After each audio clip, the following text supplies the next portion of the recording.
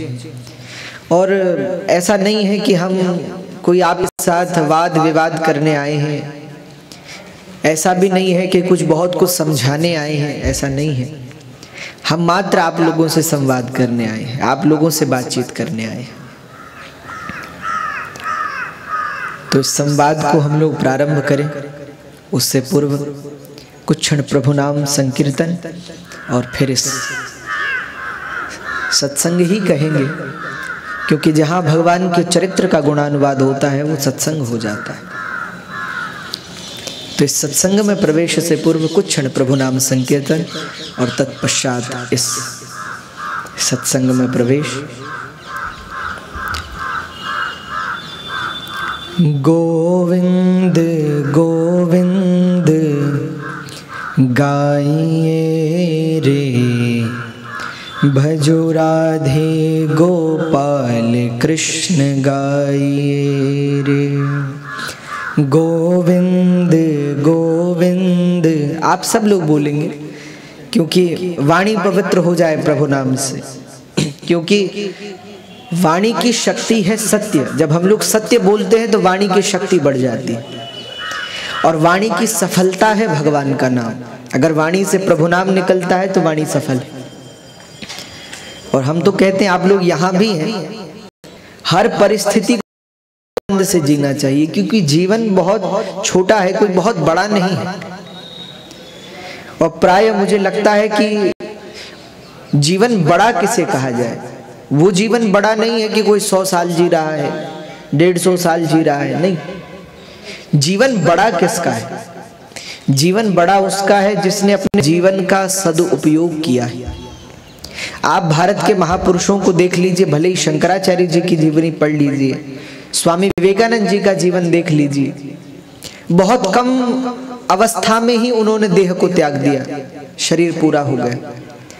पर लेकिन उस बहुत कम उम्र से पहले शंकराचार्य जी का जीवन पढ़े तो मात्र 32 वर्ष में उन्होंने देह को त्यागा। पर लेकिन उस 32 वर्ष की उम्र को उन्हें ऐसे जिया मानो 32,000 वर्ष जिया। अपने जीवन काल में 200 से ज्यादा स्तोत्रों की रचना की, उपनिषदों पर टीका की, कई मंदिरों को खोजा, संपूर्ण भारत की परिक्रमा लगाई, संपूर्ण भारत के विद्वानों को शास्त्रार्थ में पराजित किया। तो आवश्यक नहीं है कि आपका जीवन लंबा हो, जीवन बड़ा होना चाहिए। तो आइए इस छोटे से जीवन में कुछ क्षण प्रभु नाम संकीर्तन आप सब लोग बोलेंगे। गोविंद गोविंद गाइए रे, गोविंद गोविंद गाइए रे, भजो राधे गोपाल कृष्ण गाइए रे। गोविंद गोविंद गाइए रे, भजो राधे गोपाल कृष्ण गाइए रे। गोविंद गोविंद गाएं रे, भजो राधे कृष्ण गाएं रे। गिरधारी गिरधारी गाइए रे, गिरधारी गिरधारी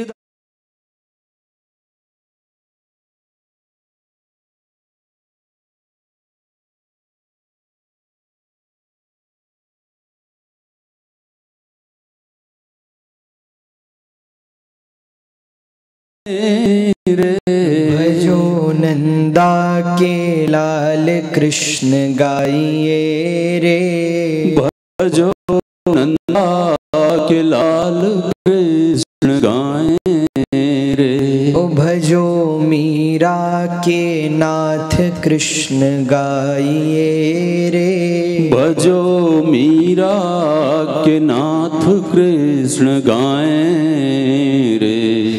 गोविंद गोविंद गाइए रे, भजो राधे गोपाल कृष्ण गाइए रे।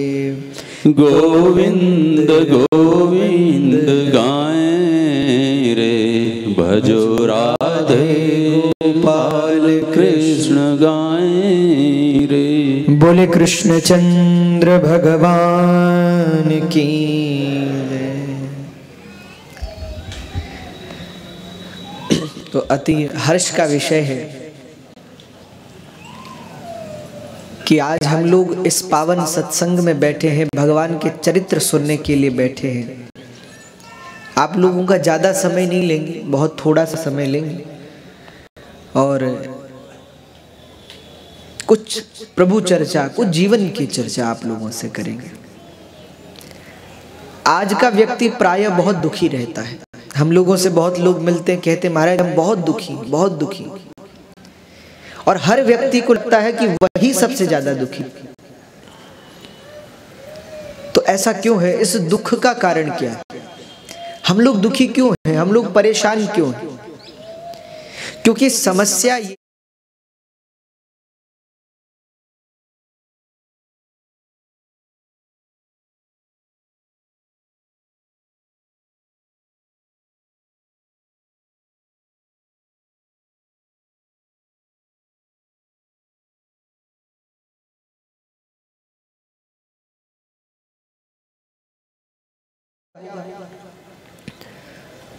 अगर व्यक्ति भूत और भविष्य की चिंताओं को छोड़ दे तो व्यक्ति का जीवन हर दिन आनंद में,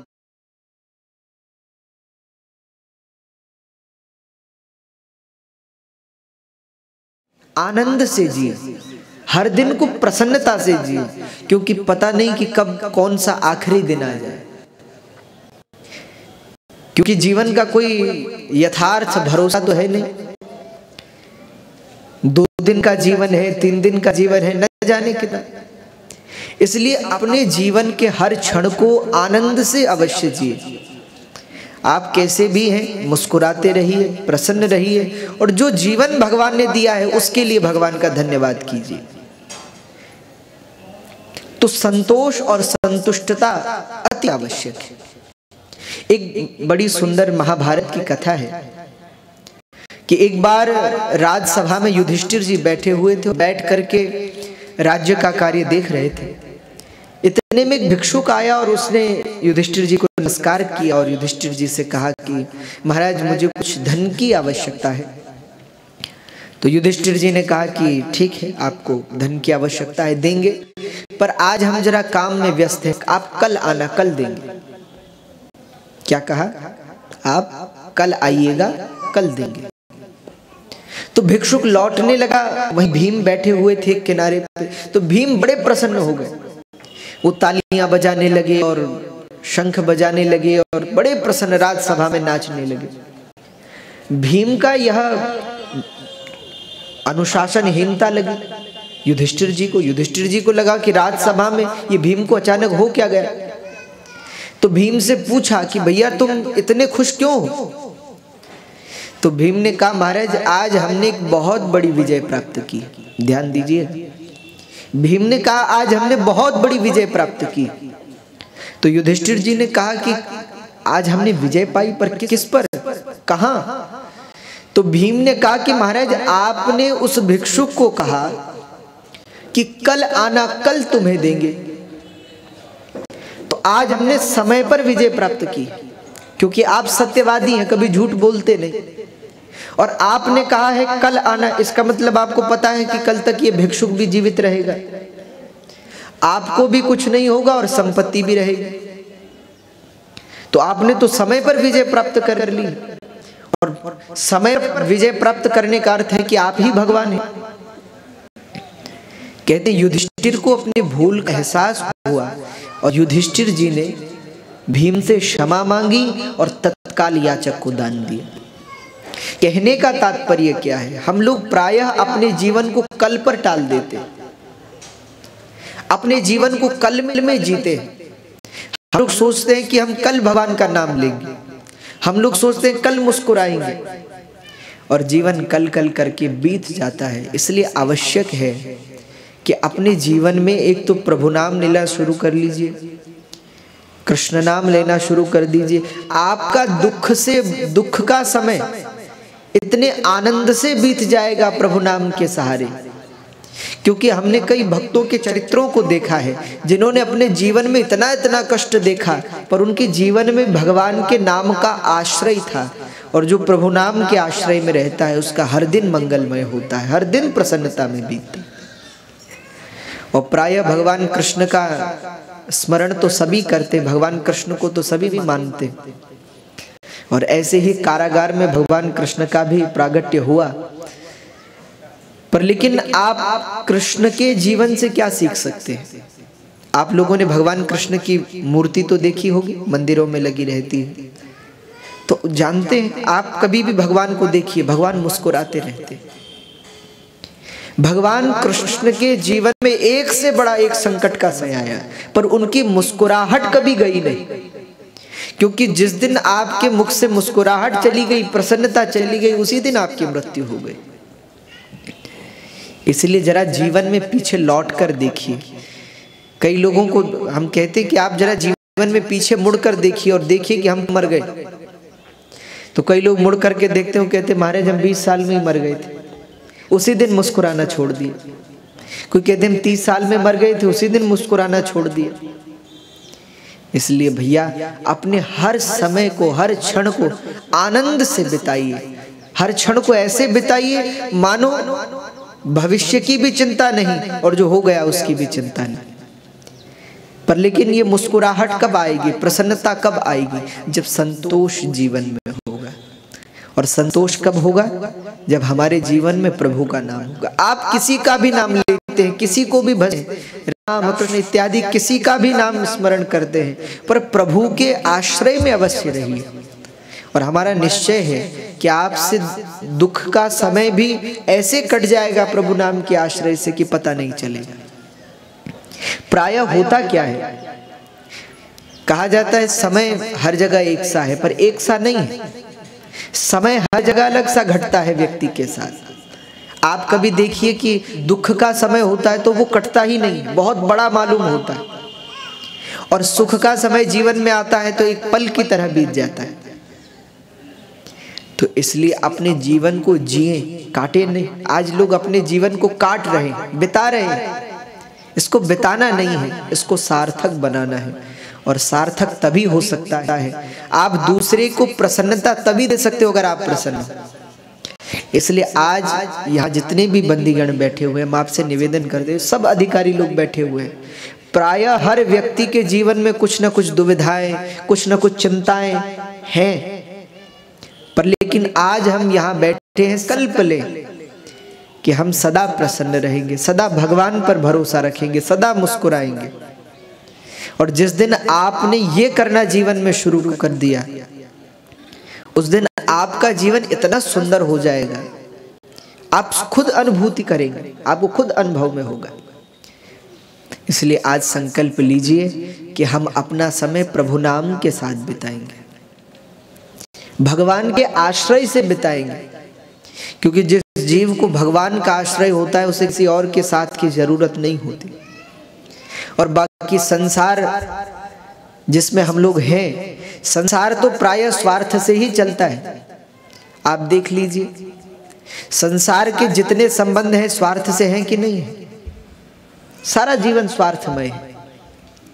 यहाँ तक कि अगर माता पिता भी अपने बच्चे का पालन पोषण करते हैं, देखभाल करते हैं, तो उनकी भी इच्छा है कि जब बुढ़ापा आएगा तो ये हमारी सेवा करेंगे। तो संसार तो स्वार्थ से ही चलेगा। पर आप विचार कीजिए कि भगवान को हमसे क्या चाहिए? क्या भगवान को हमसे कोई स्वार्थ है, कोई इच्छा है? बल्कि हमारी ही भगवान के प्रति कई इच्छा है। पर फिर भी भगवान हमसे प्रेम करते, हमको क्षमा करते। और फिर न जाने कोई पाप बन गया, कोई कर्म बिगड़ गया, अब उसको लेकर के दुखी नहीं होना है कि ऐसा हो गया अब क्या करें। नहीं, आप जीवन की नई शुरुआत कीजिए, अपने जीवन को नए सिरे से शुरू कीजिए। आज तक जो हुआ सो हुआ। और ये कई लोग बड़े ग्लानि में रहते हैं, बड़े दुख में रहते हैं कि हमसे कोई गलती हो गई और आज उसका दंड भोग रहे हैं। कोई भूल हो गई, मन में ये भाव रखिए कि प्रभु जो हमसे भूल हुई उसका दंड हम भोग रहे हैं। पर लेकिन आगे से हम अपने जीवन को कैसे बनाना है उसके लिए मार्ग प्रशस्त कीजिए। तो प्रभु के नाम के साथ, हरि के नाम के साथ, कृष्ण के नाम के साथ अपने जीवन को लगा दीजिए। और जिस दिन आपका नाम, आपका जीवन कृष्णमय हो गया, जिस दिन आपका जीवन राममय हो गया, तो उस दिन आप जिसका चिंतन करते हैं उसका व्यक्तित्व आपके अंदर आता है। शास्त्र क्या कहते हैं? गीता में भगवान कह रहे हैं, ध्यायतो विषयान पुंसः संगस्तेषु उपजायते संगात संजायते कामः कामात् क्रोधो भिजायते। आप जब संसार का चिंतन करते हैं, संसार के विषयों का चिंतन करते हैं, तो उनको भोगने की इच्छा व्यक्ति के जीवन में बढ़ती है। पर उसी को छोड़ करके अगर आप कृष्ण का चिंतन करें, श्री राम का चिंतन करें, तो उनके जीवन की जो मर्यादा है, उनके जीवन का जो व्यक्तित्व है, वो आपके जीवन में आएगा। क्योंकि हमारे यहाँ न्याय शास्त्र में एक छोटी सी कथा है, आपने सुना होगा। एक छोटा सा कीड़ा होता है, उसको भृंगी कहते हैं।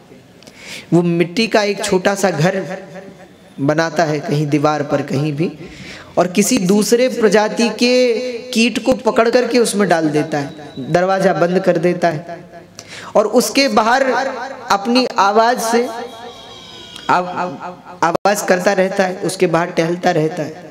कई दिन बाद जब उसका द्वार खुलता है तो अंदर जो कीट है वो उसके समान हो जाता है। क्यों, कैसे? तो बोले यही चिंतन का प्रभाव है। आप जैसा चिंतन करेंगे, जिसका चिंतन करेंगे, आपका जीवन वैसा हो जाएगा। तो हम लोगों को भगवान श्री राम का चिंतन करना है। आप लोग बड़े सौभाग्यशाली कि ऐसी धरती पर आपका जन्म है जहां राम जी हैं। और उत्तर प्रदेश के लोग तो बड़े भाग्यशाली हैं कि भाई राम जी भी यहीं और कृष्ण भी यहीं। एक जगह मथुरा, एक तरफ अयोध्या। और अयोध्या के तो आप लोग इतने निकट हैं, तो श्री राम के व्यक्तित्व को अपने जीवन में उतारिए, श्री राम की मर्यादा को अपने जीवन में लाइए। और जिस दिन आपने श्री राम का, हम क्यों कहते हैं कि आप राम नाम जपो, बल्कि प्रयास करेंगे कि अगर यहाँ भी सुविधा हो पाए राम नाम लेखन की, तो संदीप जी व्यवस्था देखेंगे। आप लोगों को हम एक कॉपी जैसे देंगे और उस पे कॉलम बने हैं, ब्रैकेट बने, उसमें आप लोग भगवान का नाम लिख सकते हैं। राम राम, एक पुस्तिका, राम लेखन पुस्तिका है, तो उस पे आप राम राम लिख सकते हैं। इसी बहाने अगर मन राम जी में लगा रहेगा, तब तो उनका व्यक्तित्व हमारे अंदर आएगा। तो आवश्यक है चिंतन। और चिंतन किसका? अच्छा चिंतन। आप अच्छे व्यक्ति का चिंतन करेंगे तो आपके अंदर उस व्यक्तित्व समाएगा। तो हम यहाँ पर प्रयास करेंगे कि आप सभी लोगों को राम नाम लेखन पुस्तिका देंगे, तो आप लोग भी प्रयास कीजिएगा, खूब राम नाम लिखिएगा और भगवान पे विश्वास रखिएगा, उनका नाम लीजिएगा। निश्चय ही भगवान श्री राम तो ऐसे हैं जिन्होंने बड़े, अब आप एक मानस में बड़ी प्रचलित कथा है कि जब रावण ने विभीषण को निकाल दिया, तो विभीषण जी राम जी के पास आ रहे हैं। रावण ने तो निकल दिया, तो मन में विचार कर रहे हैं क्या राम जी हमें स्वीकारेंगे? भाई हम तो राक्षस हैं। तो फिर उनके मन में विचार आया कि जब सुग्रीव को स्वीकार लिया, वो भी तो वानर था, तो हमें क्यों नहीं स्वीकारेंगे? फिर सोचा कि अरे हमारे भाई तो बड़े पापी हैं, उन्होंने तो भगवान की पत्नी का हरण किया, क्या हम शत्रु हैं भगवान के, हमें स्वीकारेंगे? फिर मन में आया कि अगर हमारे भाई पापी हैं, सुग्रीव की भी तो कोई धर्मात्मा नहीं थी, उसके भाई बाली वो भी पापी थे। तो विभीषण जी मन में कल्पना कर रहे हैं, और जब राम जी के पास पहुंचे तो सबने कहा कि इसे मत स्वीकारिए प्रभु, ये आपके शत्रु का भाई, न जाने किस भाव को लेकर के यहाँ आया। पर भगवान श्री राम कहते हैं, जो जो लोग निर्मल मन जन सो मोहि पावा, मोहि कपट शल सिद्र न भावा। जो भाव को लेकर, प्रेम को लेकर के मेरे पास आएगा, मैं उसका कभी त्याग नहीं करता। उसके हजारों दोषों को भी भुला देता हूँ, उसकी हजारों बुराइयों को भी भुला देता हूँ, मात्र अगर वो मेरी शरण में आ जाए और भक्ति में लग जाए। तो आप लोग श्री राम नाम का चिंतन करें और खूब भगवान का नाम, भले जहाँ है, जिस देश में, जिस भेष में, परिवेश में रहो, राधा रमण राधा रमण राधा रमण कहो। जिस भी परिस्थिति में है, पर हर परिस्थिति को राममय कर लीजिए, कृष्णमय कर लीजिए और हर समय प्रभु का चिंतन कीजिए। तो आप लोग खूब भगवान का नाम अवश्य लीजिएगा और हम प्रयास करेंगे कि आगे भी अगर कभी यहाँ कथा के लिए आना हुआ तो आप लोगों के साथ वार्तालाप करने के लिए, भेंट करने के लिए अवश्य आएंगे, क्योंकि मुझे लगता है कि भगवान नाम की आप लोगों को बहुत आवश्यकता है। तो आज यहाँ से संकल्प लें कि अपने जीवन को हम नई एक दिशा और दशा देंगे, अपने जीवन को एक नए सिरे से शुरू करेंगे, अपने जीवन को प्रभु नाम से शुरू करेंगे। और जो कुछ दोष बने, जो कुछ बुराई, हम उनके विषय में आपसे बात नहीं करेंगे कि क्या भूल हुई, क्यों हुई, वो तो जो हो गया सो हो गया, उसे छोड़िए, पर अपने जीवन को एक नया आधार दीजिए। क्योंकि भैया मरने के पश्चात ये धन वैभव संपदा काम आने वाले लिए नहीं। आपने सिकंदर के बारे में इतिहास में पढ़ा होगा कि सिकंदर ने पूरे विश्व को लूटा, पूरे संसार को लूटा और अपार धन वैभव संपदा इकट्ठी कर ली। पर कहते हैं जब उसकी मृत्यु हुई तो लोगों ने उससे पूछा कि आपकी अंतिम इच्छा क्या है? तो सिकंदर ने कहा कि जब मेरी मृत्यु हो और ताबूत में मुझे ले जाया जाए तो मेरे दोनों हाथ ताबूत से बाहर रखे जाए। तो लोगों ने कहा कि ऐसा होता तो नहीं है, ऐसा क्यों करना है? तो सिकंदर ने कहा कि भैया संसार देखे कि जिस सिकंदर ने पूरी दुनिया को लूटा वो भी खाली हाथ जा रहा है, वो भी कोई साथ नहीं ले जा रहा है। आज हम लोग वस्त्र बनाते हैं तो कितनी जेब रखते हैं, यहाँ भी जेब है, यहाँ भी जेब है, पर आपने देखा है कफन में कभी जेब होती? कभी किसी ने कहा कि बहुत धनवान व्यक्ति मरा है, इसमें बड़ी जेब बनाना? नहीं। क्यों? क्योंकि सबको पता है कि अब ये कुछ नहीं ले जा सकता। तो आपके साथ अंत काल में तो आपके सत्कर्म ही जाएंगे, आपका प्रभु स्मरण ही जाएगा। और हम कहते हैं भैया जब यहाँ से तो हम लोग बच गए, जैसा हो गया वैसा हो गया, पर भगवान के सामने आप और हम खड़े होंगे और भगवान हमसे कहेंगे कि हमने तुम्हें देखने के लिए आंखें, चलने के लिए पैर दिए, बोलने के लिए मुख दिया, सोचने के लिए बुद्धि दी, सब हमने आपको दिया, पर तुमने इसका क्या किया? तो उस समय मस्तक भगवान के सामने झुकाना ना पड़े, सिर भगवान के सामने न झुके, इसलिए ऐसा कर्म करो कि उस समय भगवान के आगे सिर झुका उठा करके कह सको कि प्रभु हमने अपना कर्तव्य यथा योग्य निभाया। हम जिस कार्य के लिए आए थे वो कार्य हमने किया, न केवल अपने के लिए, अपना भरण पोषण तो सब कर लेते, अपने भोजन की व्यवस्था तो पशु पक्षी जीव जंतु तक कर लेते, तो हम में और उनमें क्या अंतर? इसलिए अपने जीवन को पशु के समान नहीं बिताना है, हमको सच्चे अर्थ में मनुष्य बनना है और मानवता को सीखना है, मानवता को जानना है।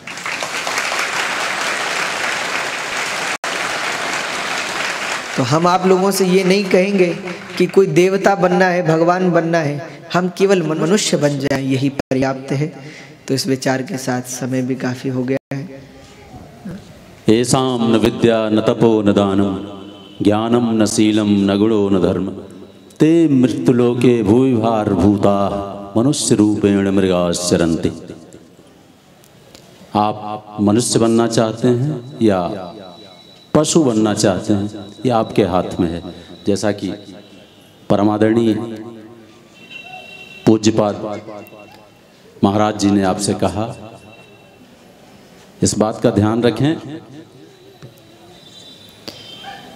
सबको तो संतुष्ट कर पाना कठिन है, लेकिन मैं चाहता हूं कि कुछ बुजुर्ग या कोई लोग ऐसे जो कारागार के जीवन को अच्छी तरह से समझ पा रहे हैं और उनके जीवन में जो कष्ट है और जो कारागार में जो उनका जीवन व्यतीत हो रहा है, इससे संबंधित कोई प्रश्न हो तो आ सकते हैं। और मैं आदरणीय महाराज जी से निवेदन करूंगा कि वो आपके प्रश्नों का कुछ समाधान अवश्य देंगे। जो भी कोई प्रश्न करना चाहे वो अपना हाथ ऊपर कर सकते हैं। बस प्रश्न भगवान से संबंधित होना चाहिए, अध्यात्म भगवान। आइए जल्दी जल्दी से आगे, हम भी आगे।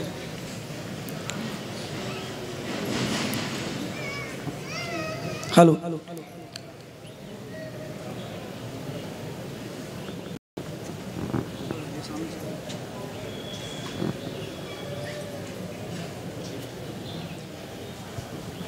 आपके चरणों में मेरा हेलो साहब, आपके चरणों में मेरा प्रणाम। अगर कोई गलती नहीं करता साहब तो उसको दंड मिलने का कोई वो होता है कि मतलब जैसे 40-50 साल आदमी ज़िंदगी काट ले और एक ही जो है क्या बोलता है, एक ही मामला सब सज़े में हो जाता है। हमने आज तक कोई 47 साल उम्र हो गया और 47 साल में हमने लड़की 22 साल की, लड़का 16 साल का है, लड़की 8 साल की है और हमने हाथ तक नहीं लगाया। जो हमारे नाजायज़ आदमी जो है पुलिस वाले भी मिलके हमको जो है लहाज खुद उतारा है, लहाज उतार के जला के लेके आए। सब मेरे को फंसाया कि इन्होंने लहाज गायब कर दी।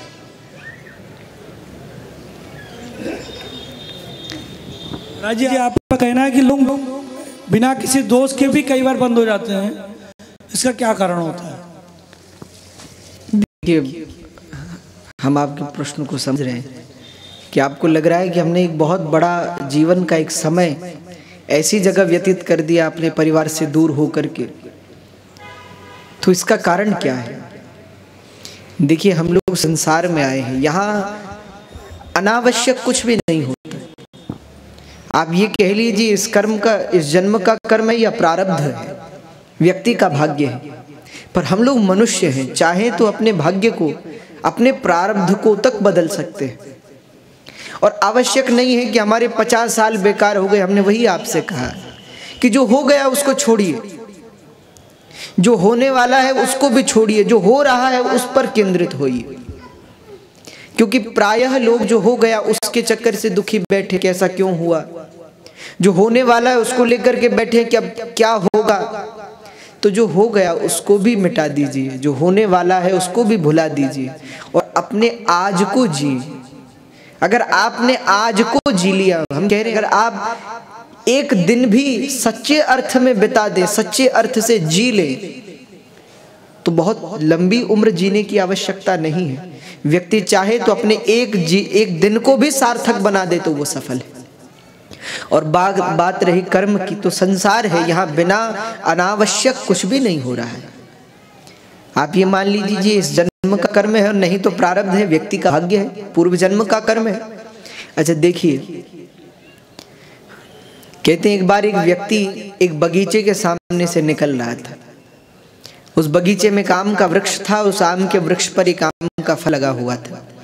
तो उस व्यक्ति ने वो आम का फल देखा। अच्छा, देखते किससे हैं? आंख से। किससे देखते थे? आंख से देखते। तो उसने आंखों से देखा। अच्छा, आंख से देखा पर आंखें चल के तो नहीं जा सकती, तो चल के कौन गए? आप लोग बोलिए। पैर। तो चल के गए पैर।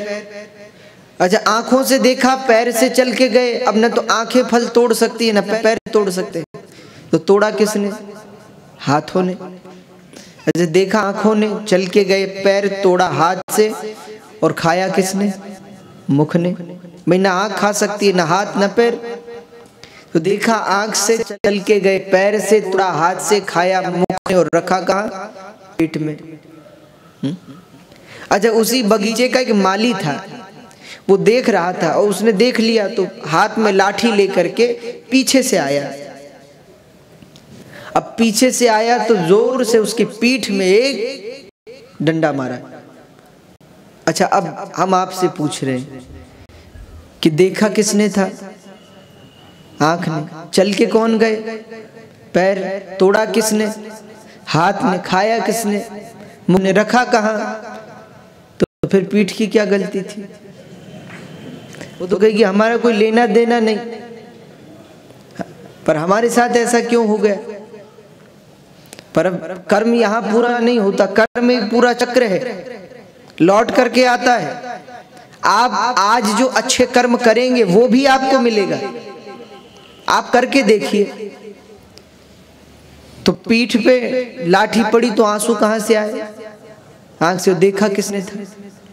कर्म घूम करके आया ना। समय लगा, चक्र एक चला, पर लेकिन व्यक्ति जो करेगा वो उसको अवश्य प्राप्त होगा। तो जो हो गया उसको छोड़िए, आप आज से नए जीवन की शुरुआत करिए। आज से एक अच्छे कर्म से लग जाइए, आपको उसका फल जरूर मिलेगा, अवश्य मिलेगा। जीवन से निराश नहीं होना है, जीवन से दुखी नहीं होना है। हमारे समाज में ऐसे कई लोग रहे जो जीवन से इतने निराश हुए कि आत्महत्या तक करने का विचार बना लिया, और बाद में उनको एक मार्गदर्शन मिला, उनके जीवन में उन्होंने एक नई शुरुआत की और भारत के सर्वोच्च पदों पर वो बैठे। इसका सबसे अच्छा उदाहरण हमारे देश के राष्ट्रपति APJ अब्दुल कलाम। वो आत्महत्या करने गए हुए थे ऋषिकेश में, क्योंकि बहन के गहने बेच करके नौकरी की तैयारी कर रहे थे। नौकरी में उनका सिलेक्शन नहीं हुआ और नहीं निकल पाए तो ऋषिकेश आ गए आत्महत्या करने के लिए। कहते गंगा जी के तट पे टहल रहे थे, रात्रि का समय था। महर्षि शिवानंद जी ऋषिकेश से, तो वृद्ध व्यक्ति, महात्मा, अनुभवी आंखें थी, देख लिया कि बालक टहल रहा है, क्यों टहल रहा होगा, बुलाया। तो अब्दुल कलाम जी से कहा कि क्यों टहल रहे हो, गिर जाओगे, मर जाओगे। तो कलाम साहब बोले हम मर नहीं आए, हम मरना चाहते हैं। बोले क्यों मरना चाहते हो? बोले बहन के गहने बेच करके पढ़ाई की, नौकरी लगी नहीं, हमारा सिलेक्शन नहीं हुआ, इसलिए अब जी करके करेंगे क्या, हमारे घर जाने का किराया हमारे पास नहीं। तो शिवानंद जी ने कहा कि हम किराया दे देंगे, तुम आज रात में आराम करो, कल सुबह हम किराया देंगे, तुम चले जाना। तो कलाम साहब ने रात्रि में विश्राम किया, सुबह महात्मा जी के पास आए, उनको प्रणाम किया, उन्होंने किराया दिया और प्रणाम करके वो बोले, रोने लगे, उनके आंसू भर आए और रोते हुए बोले कि महाराज मैं एक प्रश्न आपसे करना चाहता हूँ। तो महात्मा जी बोले क्या प्रश्न है? तो बोले क्या भगवान ने मुझे इस लायक भी नहीं समझा कि एक छोटी नौकरी मुझे दे दो? भगवान ने एक छोटी नौकरी तक मुझे नहीं दी, तो ऐसा क्यों नौकरी नहीं दी? तो महात्मा जी अनुभवी तो थे ही, कहते सिर पर हाथ रख करके कहा कि बेटा भगवान ने तुम्हारे लिए इससे भी बड़ा कुछ सोच रखा है। उस दिन से उनका जीवन बदल गया और बाद में कितना कुछ नहीं उन्होंने भारत के लिए किया, भारत के सर्वोच्च पद राष्ट्रपति के पद पर विराजित हुए। तो आप अपने जीवन को एक नई दिशा दीजिए, जो हो गया उसे छोड़िए, आज से नए जीवन की शुरुआत कीजिए, आज से सत्कर्म करना शुरू कीजिए। भले आज आपको उसका फल नहीं मिलेगा, पर आज से 1 साल बाद, 2 साल बाद वो आपके पास घूम कर के आएगा। बाकी कोई और है? और कोई? बस एक प्रश्न और लेंगे। महिलाएं कोई अगर पूछना चाहें, आज करवा चौथ का विशेष दिन है।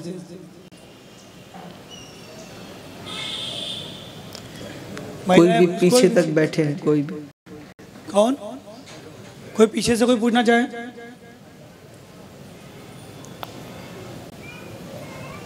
और बहुत जल्दी हाथ उठाइए जिनको पूछना है, आइए बहुत जल्दी से आइए, रास्ता छोड़ दीजिए थोड़ा सा।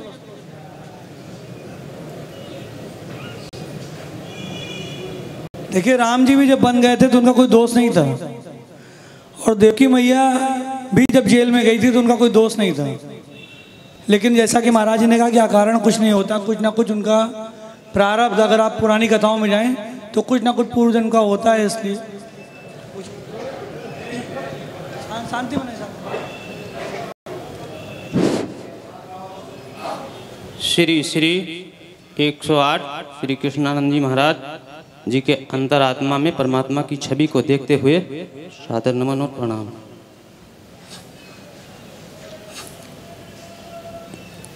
संत भगवान से निवेदन है कि किस देवता से हम संपर्क करें कि हमारे आत्म कल्याण हो,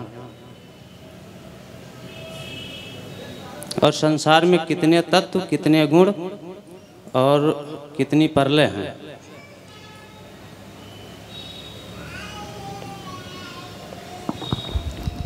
जी आप पूछ रहे हैं कि किस भगवान की हम आराधना करें, आत्म कल्याण का साधन क्या है? आत्म कल्याण, और जेल में रह के कैसे करें, क्योंकि जेल में तो एक अच्छा अवसर है इनके पास।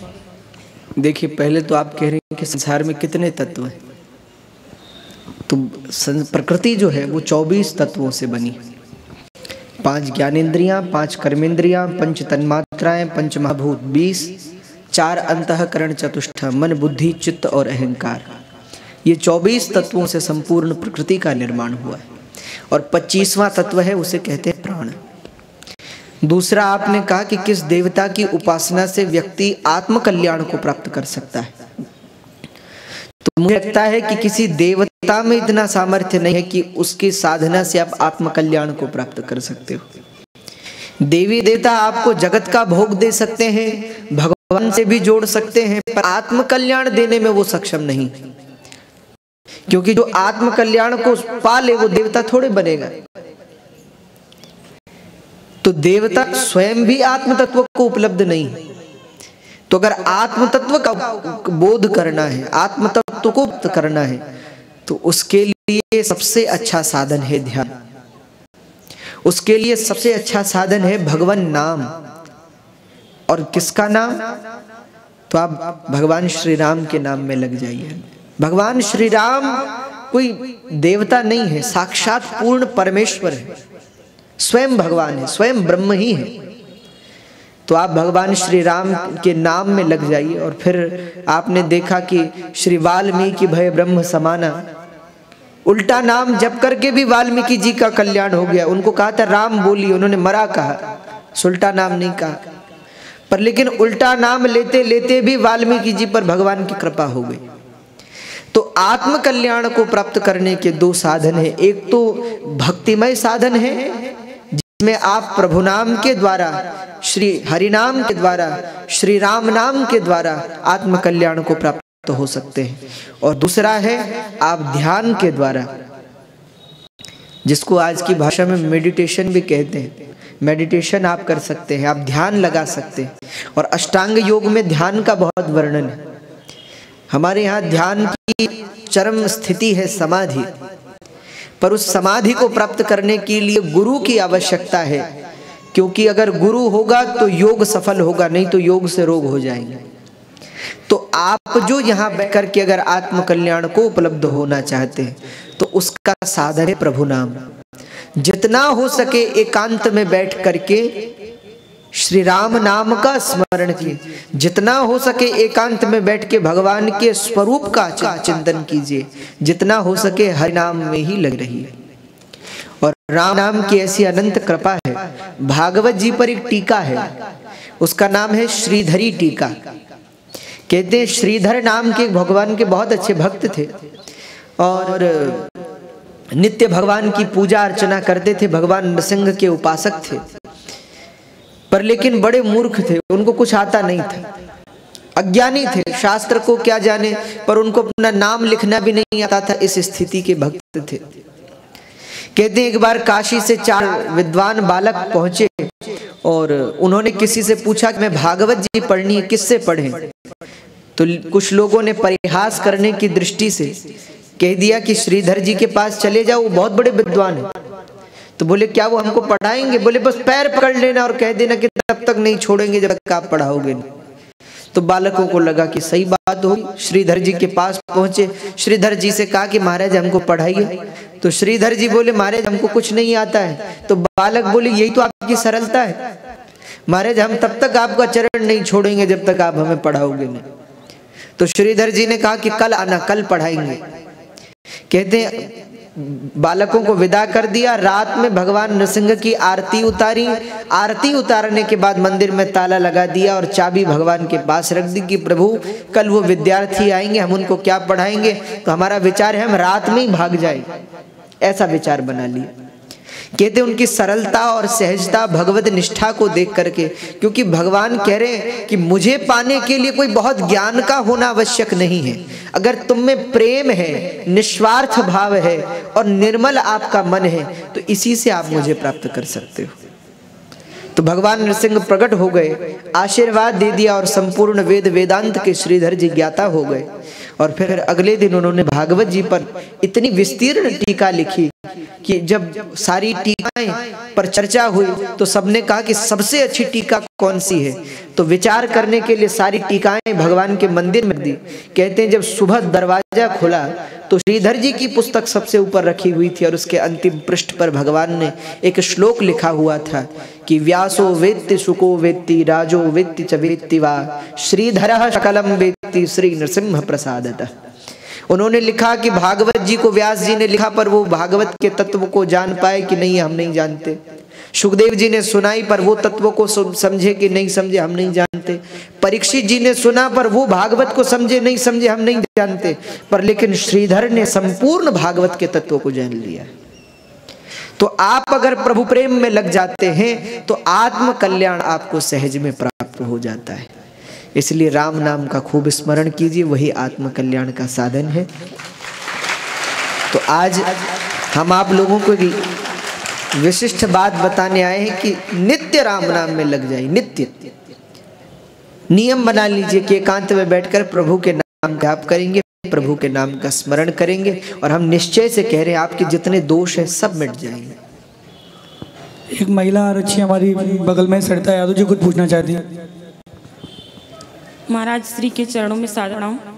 हमारी महिलाएं हैं सर महाराज जी, तो ये इन लोग का प्रश्न समस्या ये है सर कि जैसे दहेज प्रथा में है तो बहुओं के साथ कुछ अत्याचार नहीं की, फिर भी उन्होंने ऐसा कर लिया तो यहाँ आ गई। बहुत परेशान रहती हैं, भगवान के भजन में भी मन नहीं लगाती हैं, रोती हैं, परेशान रहती हैं, परिवार से, बच्चों से, पूरी मतलब फैमिली से दूर हैं, बहुत परेशान रहती। कुछ मार्गदर्शन दीजिए जिससे भगवान के चरणों में लग जाए। देखिए, पहली बात तो ये है कि अगर आपको लग रहा है कि हमसे इतना बुरा कर्म हुआ नहीं और हम यहाँ पहुँच गए, तो प्रभु का स्मरण मत छोड़िए। पहली बात, कई लोग क्या करते हैं, उन पे दुख आता है, वो पहले भगवान का नाम छोड़ देते हैं। अच्छा, आप ही बताइए, मान लीजिए सर्दी का समय, ठंड का समय है और आपने एक स्वेटर पहनी हुई है और फिर भी आपको ठंड लग रही है, तो आप क्या करोगे? प्रयास तो ये करोगे कि दूसरी स्वेटर पहन ले, या ये करोगे कि इसको भी उतार दें, जब ठंड तो लगी रही है तो इसको भी उतार दें। क्या करेंगे भाई? प्रयास तो यही होगा कि दूसरी पहन ले। वैसे ही जीवन में जब कष्ट आए तो प्रभु नाम को छोड़िए मत, उसको करते रहिए।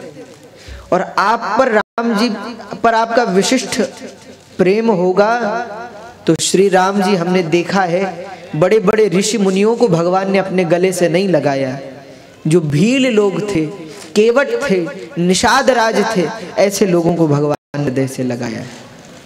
तो किसी ने बेवजह में कुछ कर दिया और आप यहाँ पहुंच गए, तो अब इस विचार को छोड़िए। आप उनके लिए बुरा विचार मत रखिए, भगवान अवश्य उनको दंड देंगे, क्योंकि भैया यहाँ की न्याय व्यवस्था में तो किसी के साथ अन्याय हो सकता है, पर प्रभु की जो अदालत है उसमें किसी के साथ अन्याय नहीं होता है। तो प्रभु पर विश्वास रखिए और विश्वास कीजिए कि प्रभु, अगर आप सच में ठीक हैं तो प्रभु आज नहीं तो कल उस व्यक्ति को दंड भी मिलेगा और आप पर प्रभु की कृपा भी अवश्य होगी। इसलिए बैठिए, एकांत में प्रभु स्मरण कीजिए, दुखों को भूल जाइए, जो हो गया जीवन में उसे छोड़िए और प्रभु पे विश्वास रखिए, क्योंकि संसार का संपूर्ण चक्रभार भगवान के श्री हस्त में है और उनकी अदालत में हम कहते हैं किसी के साथ अन्याय नहीं होगा, सबके साथ न्याय होगा और भगवान अवश्य सबके साथ न्याय करेंगे। इस बात पर भरोसा रखिए, भगवान पे विश्वास रखिए। प्रेम से बोले राधे राधे। अब मैं अनुरोध करूंगा अपने जेल अधीक्षक श्री राजेश यादव जी से कि वो मंच पर आकर के कथा व्यास जी से, हमारे पूज्य महाराज जी से आशीर्वाद लें। सबसे पहले तो यहाँ के जो समस्त अधिकारी आप लोगों ने स्वीकृति दी यहाँ आने की, इसके लिए आप लोगों को बहुत बहुत धन्यवाद देते हैं और भगवान से प्रार्थना करते हैं कि समस्त अधिकारी गण यहाँ पे हैं, बंदी जन हैं, यहाँ आप सब लोगों पे प्रभु की कृपा हो, ऐसी हम भगवान से प्रार्थना करते हैं।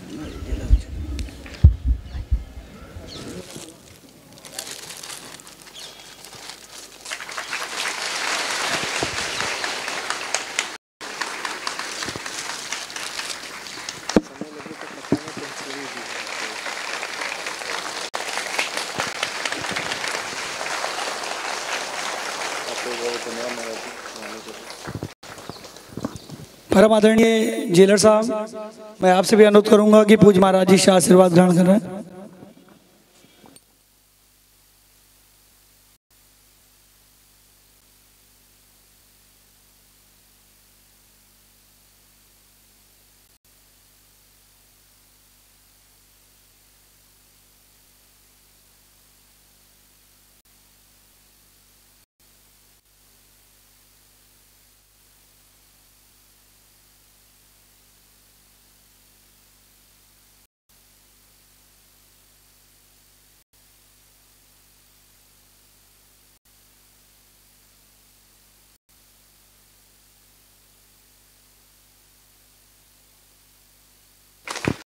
ये एक प्रतीक है।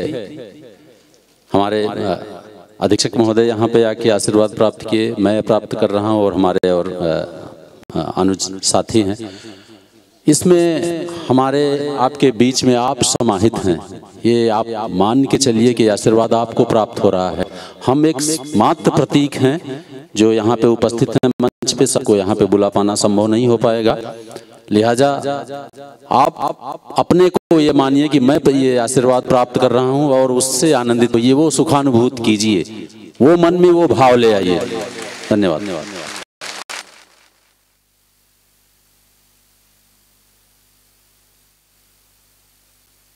मैं बहुत धन्यवाद देता हूँ आदरणीय श्री जेल अधीक्षक श्री राजेश यादव जी का,